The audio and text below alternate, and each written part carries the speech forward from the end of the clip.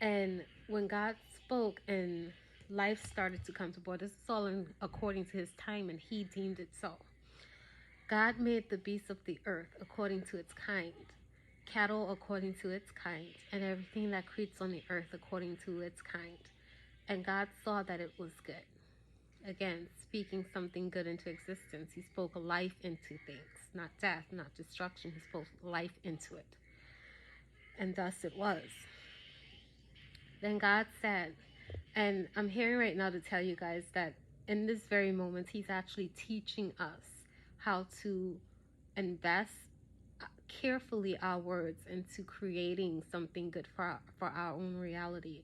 Everything that God does is literally a walking example, a blueprint for how we should walk our lives, because that's how he called us to be in the New Testament when he sent Jesus to be an example to help us learn his ways and the ways that he had brought us into living to become, when he said that he created us in his image.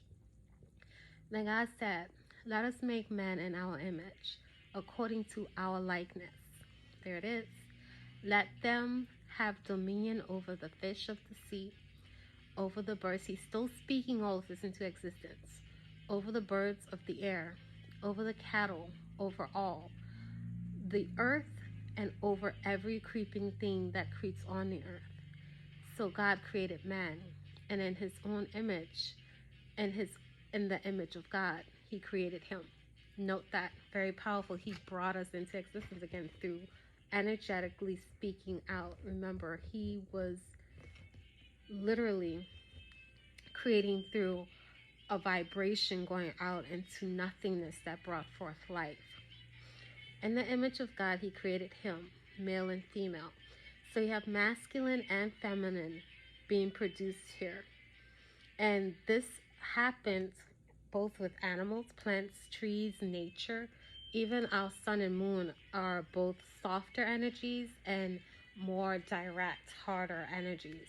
When you look at how plants procreate, you have feminine trees that bring fruit. The masculine trees, for instance, they won't really bear any fruit. And then you have some animals that are dual sexual, so they can literally change their sex in order to create or be fruitful. But again, note the fact that some animals have to change their sex to do so. Okay? Either way, you can't create without having both masculine and feminine energy. And when you look at that, I want you to think about even the moon cycles. So the moon affects the tides, motions of the water, the daily ebb and flow of things, even water and humans. It affects us as well, and illuminates the darkness, lessens gravity when near it, meaning that things become lighter, a little bit more like releasing things that are heavier and burdening. Without the moon, tides would cease to actually flow, which would disrupt our seasons, which meant that we wouldn't even have a season, which means if we didn't have seasons, then our entire ecosystem would literally fall apart, because they depend on these seasonal changes in order to continue bearing fruit: fall, winter, spring. And then you have the sun. The sun nurtures, create energetic sparks that electrifies cells inside animals, plants, and human body. Melanin, like the melanin in your skin, which protects the body from sun rays and provides vitamin D. It gives us our hair color, skin color, and affects the growth of our nails. So the sun, much like male sperm, it literally, it's like the key element to making things come to life, because without its light, its energy, its heat, then the molecules within everything would not be able to expand enough to actually create. Whereas the moon creates motion within our body. It even affects the water within our cells, keeps it flowing.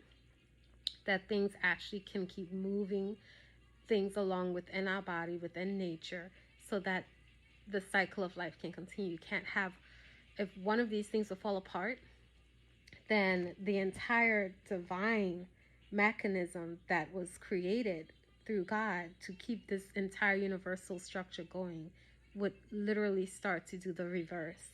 And there will be a reversal of life itself, destruction. In essence, without the moon, feminine, and the sun, masculine, the formula that stabilizes all existence would fall apart, and life as we know it would be in reverse. God being both feminine and masculine energy. Genesis 2 verses 7. We'll reference that later. I really want to talk about that because he's the source of everything. So, and for him to be able to create according to scripture, I really want to dive into that, but I think I might save that for another one. He embodied both. Hence, he created men in his image. That includes male and female. Let's see. He created him, and as I'm literally about to say this is in verse 27 of chapter 1 in Genesis. Literally, your book's words, my book words. I'm not making this up. This is in black and white print, okay? So God created man in his own image. And in the image of God, notice he's telling us that in his image, he has male and female. He created him, male and female, both in his image. So God has both energies inside of him, both masculine and feminine. He created them, then God blessed them, and God said to them, "Be fruitful and multiply. Fill the earth and subdue it. Have dominion over the fish in the sea, over the birds of the air, and over every living thing that moves on the earth." And God said, "See, I have given you every herb that yields seed, which is on the face of all the earth, and every tree whose fruit yields seed."